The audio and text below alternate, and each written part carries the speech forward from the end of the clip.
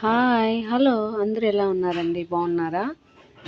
ఈరోజైతే నేను ఉల్లగడ్డ తాలింపు చేస్తున్నానండి పూరీటైకి. ఉల్లగడ్డ నీళ్ళు పోసి బాగా ఉడికించుకోవాలండి.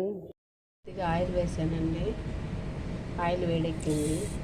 ఆవాలు వేగాక ఇలా తాలింపు దినుసులు, పచ్చిమిర్చి, ఎర్రగడ్డ, కరివేపాకు వేస్తున్నాను.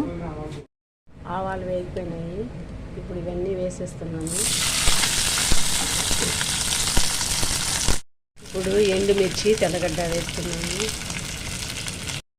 కొద్దిగా ఉప్పు, ఇప్పుడు కొద్దిగా పసుపు వేస్తున్నానండి.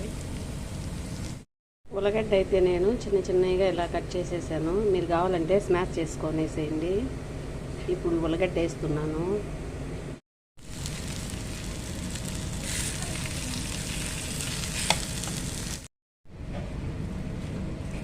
అంతే, ఉల్లగడ్డ తాలింపు అయితే రెడీ అయిపోయిందండి.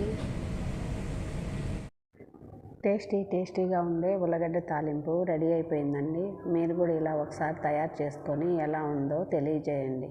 ఓకే అండి, thanks for watching. Thank you.